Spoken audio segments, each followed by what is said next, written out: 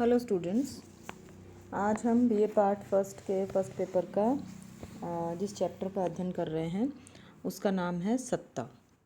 अभी हमने इसके पहले वाले वीडियो में शक्ति के बारे में बात की थी कि शक्ति की क्या अवधारणा है, शक्ति की क्या स्रोत हैं, क्या सीमाएं हैं। आज हम सत्ता के बारे में बात करेंगे। सत्ता जिसको अंग्रेज़ी में कहा जाता है अथॉरिटी। तो सबसे पहले कोटेशन से हम शुरुआत करते हैं। बायरस्टेड की ये कोटेशन है। इसमें ये कहते हैं, सत्ता शक्ति के प्रयोग का संस्थात्मक अधिकार है, वह स्वयं शक्ति नहीं है। तो इस लिहाज से ये कहा जा सकता है कि सत्ता को शक्ति, प्रभाव, नेतृत्व ये जो हैं ये मूल उपकरण हैं और औपचारिक और अनौपचारिक दोनों ही प्रकार के जो संगठन होते हैं उसमें सत्ता को महत्वपूर्ण स्थिति प्राप्त होती है। सत्ता को हम राज्य व्यवस्था रूपी शरीर की आत्मा भी कह सकते हैं। तो कुछ परिभाषाएं और अर्थ जो हैं वो कुछ राजनीतिक विचारकों के शब्दों के माध्यम से हम देखने का प्रयास करते हैं। जैसे बायरस्टेड ने जो कहा वो तो अभी हमने देखा। बीच एक राजनीतिक विचारक हुए हैं, उन्होंने कहा सत्ता के बारे में, दूसरों के कार्य निष्पादन को प्रभावित या निर्देशित करने का औचित्यपूर्ण अधिकार सत्ता है। हेनरी फेयोल जो हैं वो कहते हैं सत्ता आदेश देने का अधिकार और आदेश का पालन करवाने की शक्ति है। एलन एक राजनीतिक विचारक हैं, उनके अनुसार उनके शब्दों में कहा जाए, सौंपे गए कार्यों के निष्पादन को संभव बनाने हेतु प्रदान की गई शक्तियां एवं अधिकार सत्ता कहलाते हैं। तो ये कुछ परिभाषाओं के माध्यम से हमने सत्ता के बारे में शुरुआती बात करने का प्रयास किया।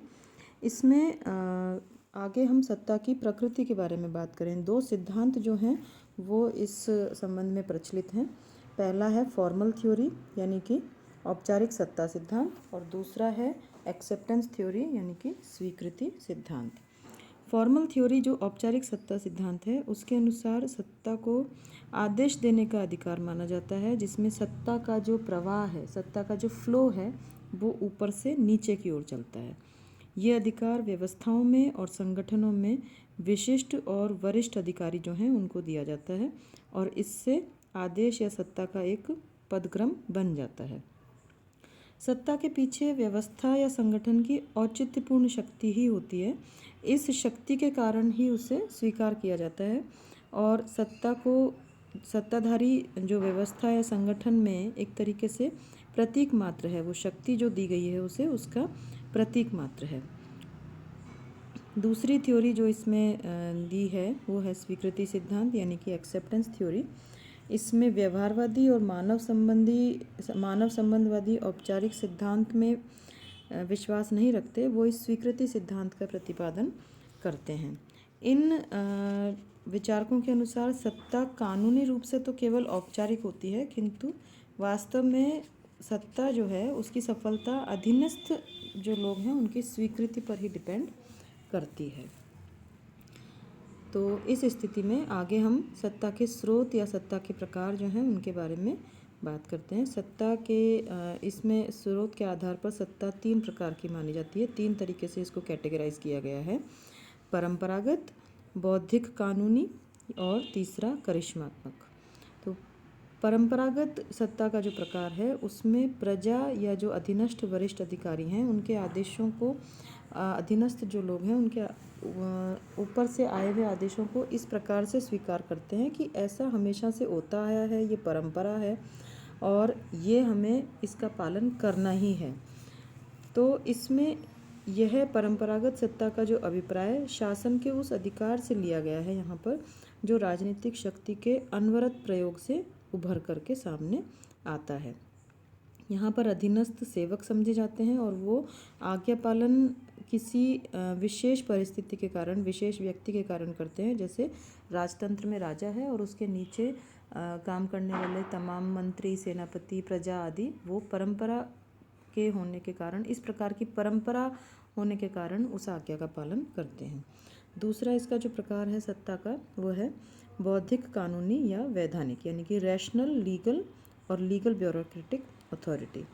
जब नीचे काम करने वाले अधीनस्थ किसी नियम को इस बेस पर स्वीकार करते हैं कि यह नियम वो उच्च स्तरीय अमूर्त नियमों के साथ में सम्मत है तो ऐसी स्थिति में वह सत्ता को बौद्धिक या कानूनी माना जाता है। जैसे अमेरिका में जब राष्ट्रपति पद का कोई उम्मीदवार निर्वाचक मंडल का बहुमत प्राप्त करता है, या भारत में लोकसभा में जिस पार्टी को बहुमत मिला होता है वो पार्टी अपना नेता निर्वाचित करके पीएम के पद पर उसको बिठाती है, तो ये सत्ता का बौद्धिक या तार्किक बेस होता है। यानी कि इस प्रकार से इस रैशनल के हिसाब से, इस तर्क के हिसाब से ये सत्ता वहाँ पर उसमें स्थापित हुई। तीसरा जो प्रकार माना जाता है वो है करिश्मात्मक। यानी कि किसी व्यक्ति का जब नीचे काम करने वाले अधीनस्थ लोग इस आधार पर आदेशों को मानते हैं कि उन पर उस सत्ताधारी व्यक्ति का व्यक्तिगत प्रभाव है, यानी कि कुछ ऐसा करिश्माई व्यक्तित्व है कि इस कारण से वो उसके आज्ञा का पालन करते हैं। अधीनस्थ अनुयायी होते हैं इस स्थिति में, और वो अपने प्रिय नेता के करिश्माई और आदर्शवादी व्यक्तित्व के कारण ही उसके आदेशों का पालन करते हैं। तो ये इस प्रकार से आपको बुक्स में इसका एक टेबल भी मिलेगा, और कोशिश ये करें आप कि जब भी एग्ज़ाम में क्वेश्चन आए तो टेबल के माध्यम से ये 3 प्रकार जो हैं वो आप इसके समझाएं। 3 प्रकार जो कि परंपरागत, बौद्धिक, कानूनी और करिश्मात्मक हैं। Thank you.